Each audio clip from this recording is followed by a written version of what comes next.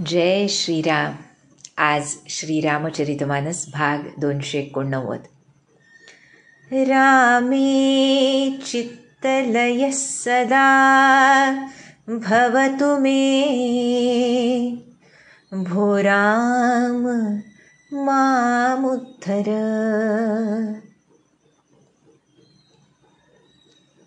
श्रीरामचरितमानस या परमपावन ग्रंथाचं पठण, चिंतन, मनन आपण इतक्या महिन्यांपासून सद्गुरुनाथांच्या कृपेनं करतोय. खरोखर ही कृपा इतकी अगाध आहे, इतक्या विविध प्रकारांनी ती अनुभवायला आली. या कथेचा सार भाग हरिभक्ती, हरिनामस्मरण हे दृढ होण्यासाठी सद्गुरुनाथांनी अखंड त्यांचं अनुसंधान ह्या रामचरितमानसाच्या पठणचिंतनामधून जिवंत ठेवलं. त्यांच्याच कृपेनं प्रत्येक दोहा, चौपाई, त्याचा भावार्थ जो चित्तलयाच्या दृष्टीनं, आमच्या साधनेच्या दृष्टीनं, आमचं नामस्मरण बळकट होण्याच्या दृष्टीनं कसा महत्त्वाचा आहे याचा बोध त्यांनी आम्हाला करवला. आणि आता ह्या रामकथेच्या लौकिकार्थानं शेवटच्या भागामध्ये, कारण रामकथा कधीच समाप्त होत नसते, ती समाप्त होऊच शकत नाही. अनंत श्रीराम आहेत, त्यांची कथा अनंत आहे आणि त्यामुळे त्या कथेतून हरिभक्ती हे प्राप्तव्य, अखंड हरिनामस्मरण हे प्राप्तव्य सद्गुरुनाथांच्या कृपेनं आम्हाला मिळावं ही प्रार्थना करूया. आणि काय दिव्य योग आज श्री महाराजांनी जुळवून आणला आहे. खरोखर म्हणजे निःशब्द व्हायला होतं त्यांच्या कृपेपुढे. आज संतश्रेष्ठ श्री तुलसीदास ज्यांनी हा अप्रतिम ग्रंथ आम्हाला दिला, त्यांची जयंती आहे. आणि त्या दिवशी श्री महाराजांनी हा योग जुळवून आणला आहे की ह्या कथेची सांगता व्हावी. यापेक्षा श्री महाराजांच्या कृपेची काय अजून पावती, अनुभूती मिळायची. अखंड त्यांनी त्यांच्या चरणद्वयांमध्ये, त्यांच्या आसक्तीमध्ये आम्हाला बुडवून ठेवावं हीच सद्गुरुनाथांची चरणी प्रार्थना. आणि आज आमची पार्वती माता जणू आमच्या सगळ्यांचं रिप्रेझेंटेशन करते आहे. शिवभगवानांच्या रामकथेबद्दल ती आम्हाला काय सांगते आहे, ती ऐकल्यानंतर किती आनंद झाला आहे पार्वती मातेला, ते आता ती सांगते आहे. तिथून सुरुवात होते आणि मग आम्हाला तुलसीदास या कथेसंबंधानं अजून काय सांगतात हे आपण या भागामध्ये बघूया. म्हणते माता, अगोदर याज्ञवल्क्य सांगतायत असा उल्लेख केला आहे की याज्ञवल्क्य आणि भरद्वाज हे सुद्धा ही कथा ऐकवतायत ना. याज्ञवल्क्य ऋषी भरद्वाजांना ऐकवतायत, त्यामुळे ते भरद्वाजांना सांगतायत, सुनी सब कथा हृदय ते भाई, गिरिजा बोली गिरा सुहाई, नाथ कृपा मम गत संदेहा, रामचरण उपजीवन वनेहा. ही सर्व कथा आमच्या मातेच्या मनाला फार आवडली म्हणतायत. आणि अतिशय गोड वाणीनं आमची गिरिजा म्हणतीये, हे स्वामी, तुमच्या कृपेनं माझा सगळा संशय निघून गेला आणि रामचरण उपजेऊन वनेहा. श्रीरामांच्या चरणी मला नवीन प्रेम उत्पन्न झालंय. त्यामुळे मैं कृतकृत्य भयू अब तव प्रसाद विश्वेश, उपजी राम भगति दृढ बीते सकल कलेस. हे विश्वनाथ, तुमच्या कृपेनं मी कृतकृत्य झाले, कृतार्थ झाले. माझ्यामध्ये दृढ रामभक्ती निर्माण झाली आणि माझे सर्व क्लेश नष्ट झाले. अशा रीतीनं पार्वती माता आमच्याच मनामधला भाव शिवभगवानांच्या चरणी व्यक्त करते की कृतकृत्य झालो आम्ही, रामभक्ती निर्माण झाली म्हणते माता, तिच्याच कृपेनं आमच्या हृदयामध्ये ती निर्माण व्हावी, आमचेही सर्व त्रिताप नष्ट व्हावेत, हीच प्रार्थना ह्या शिवपार्वतींच्या चरणी आज आपण करूया. सद्गुरुनाथांच्या चरणी करूया, तुलसीदासांच्या चरणी करूया. त्यांची जयंती आहे. केवढा दिव्य योग महाराजांनी हा जुळवून आणलाय. आणि यामध्ये आज आपण तुलसीदासच आपल्या कथेबद्दल काय सांगतायत हे त्यांच्या जन्मदिवशी ऐकणार आहोत.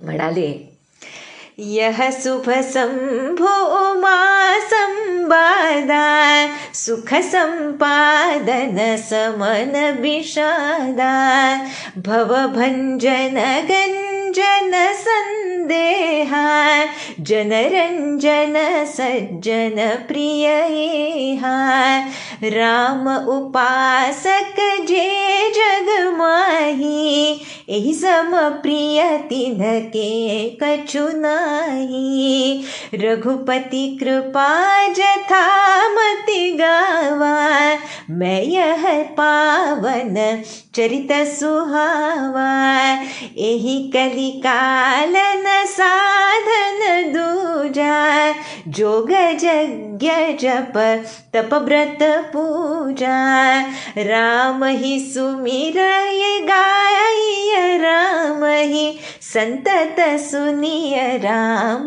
गुण ग्राम ही, राम ही सुमिरिय गाय राम ही, संतत सुनिय राम गुण ग्राम ही, जासुपतित पावन बड़वाना, गावही कबि श्रुति संत पुराना, ताहि भजहि मन तजी कोटिलाई, राम भजे गति केहि नहीं पाई.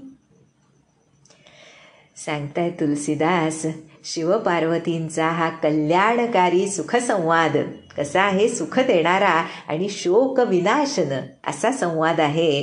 तो जन्म मरणाचा अंत करणारा संवाद आहे, संशयांचं विच्छेदन करणारा संवाद आहे, भक्तांना नित्य आनंद देणारा आणि संतांना प्रिय असा हा शंभू उमा संवाद आहे. आणि जगामध्ये जितके म्हणून रामोपासक आहेत त्यांना तर या रामकथे इतकं काहीच प्रिय नाही. आणि असं हे रघुनाथांचं सुंदर आणि परमपवित्र चरित्र त्यांच्याच कृपेनं मी यथामती गायलंय असं तुलसीदास सांगतायत. आणि पुढं म्हणतायत, या कलियुगामध्ये योग यज्ञ जप तप व्रत पूजन इतकं कोणतंही दुसरं साधन नाही. केवळ श्रीरामांचंच स्मरण, त्यांचंच गुणवर्णन गुणगायन आणि निरंतर त्यांच्या गुणांचं श्रवण एवढंच करावं. राम ही सुमिरिय गाय राम ही, संतत सुनिय राम गुण ग्राम ही, एवढंच करावं या कलियुगामध्ये. कारण पतितांना पावन करणं हाच ज्यांचा बाणा आहे, हेच ज्यांचं ब्रीद आहे असं सर्व कवी वेद संत पुराण सांगतात. अरे मना, कुटिलता कपट त्याग आणि केवळ त्यांनाच भज. श्रीरामांना भजल्यामुळे कुणाला बरं परमगती मिळाली नाही आजवर. राम भजे गती केही नाही पायी.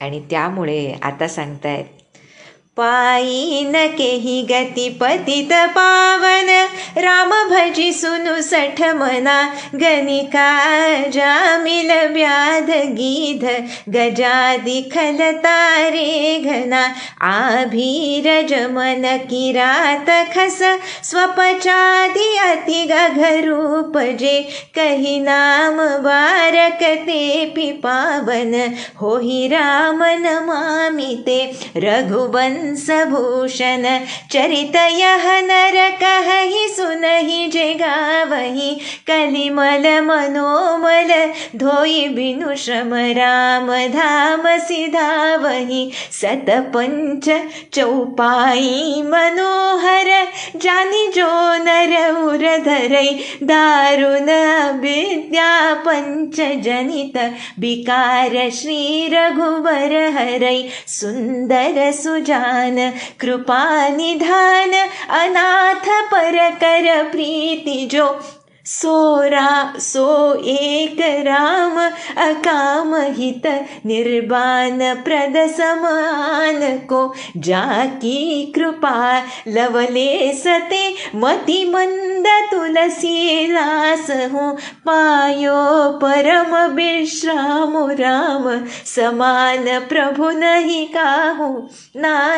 कहूँ जाकी कृपा लवले सते मति मंद तुलसीदास हूँ पायो परम विश्राम राम समान प्रभु नाही कहूँ मो सम दीन न दीन हित तुम समान रघुबीर अस बिचारी रघुबंस मनी हरहु विषम भव भीर कामिहि नारी पियारी जिमि लोभिहि प्रिय जिमि दाम तिमि रघुनाथ निरंतर प्रिय लागहु मोहि राम.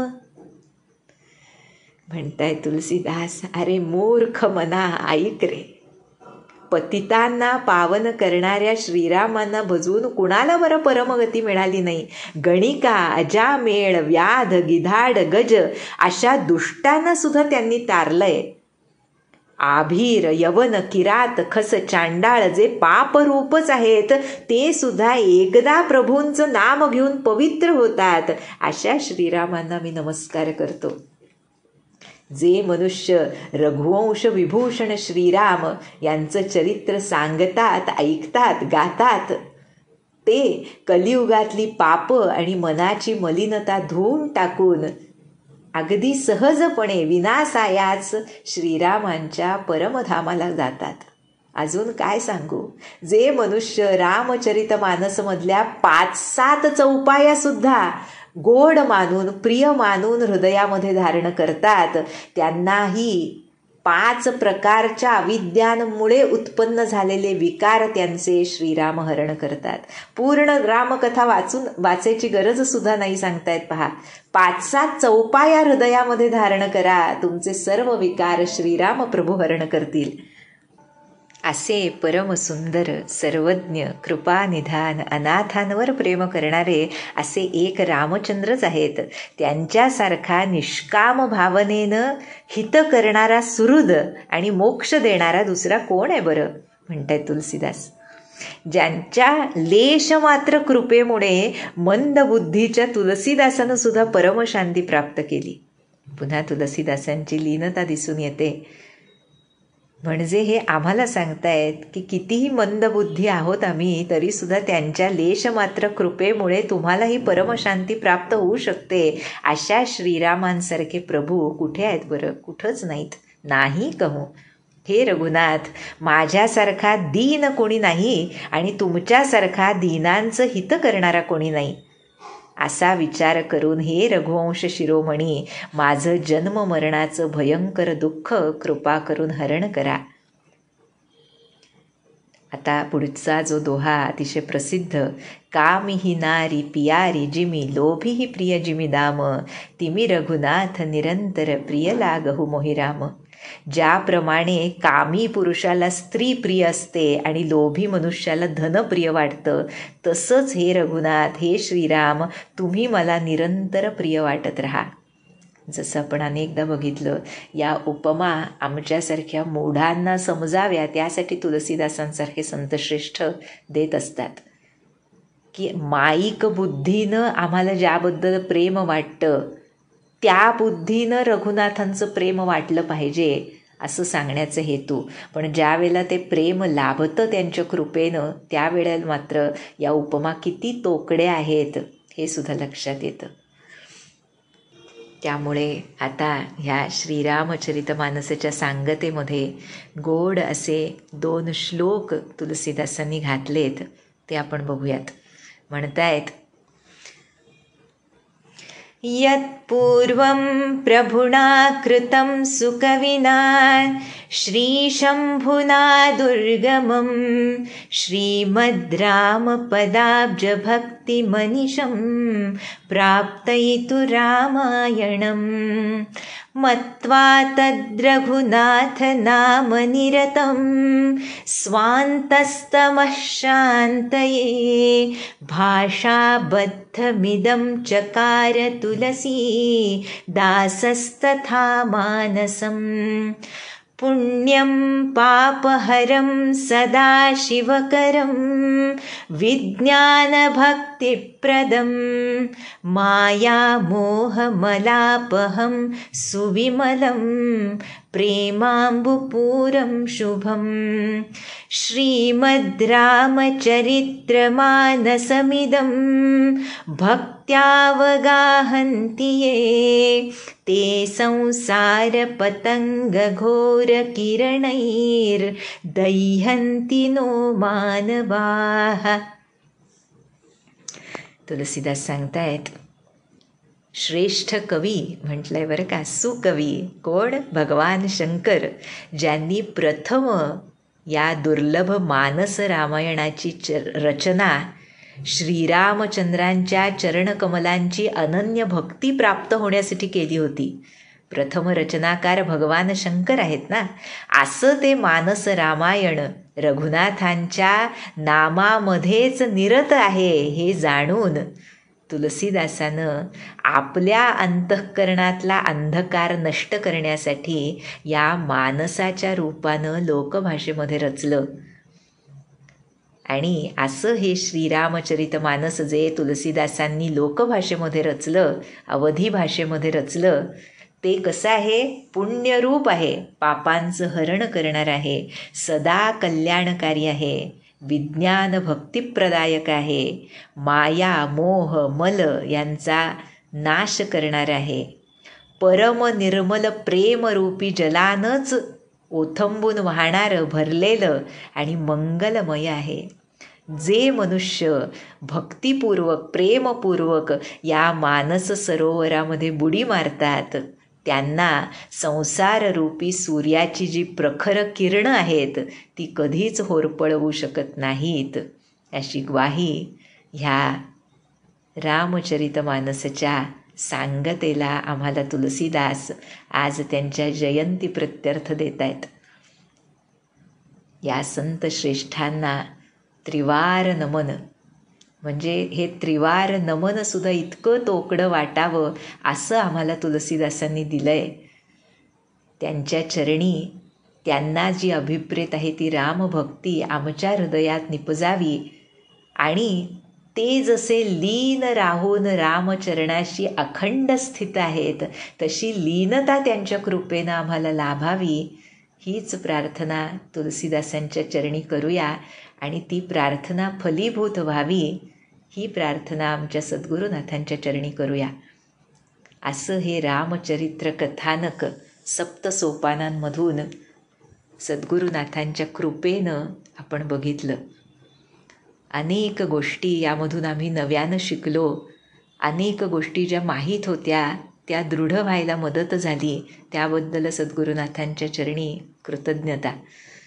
खरोखर यामध्ये ज्या काही त्रुटी राहिल्या असतील त्या या माईक मनबुद्धीमुळे राहिल्या आहेत हे समजून जाणकार श्रोते सर्व भक्तवृंद क्षमा करतील हीच त्यांच्या चरणी प्रार्थना करते.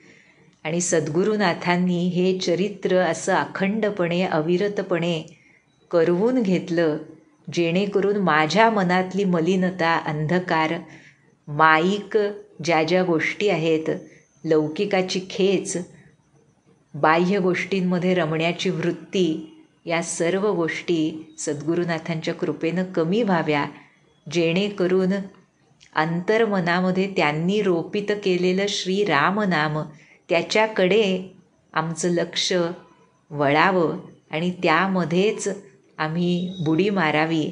आणि हे रामचरित्र जे अखंड सुरू आहे त्याला समाप्ती होतच नाही, शक्यच नाही. त्या रामचरित्राचं प्रेम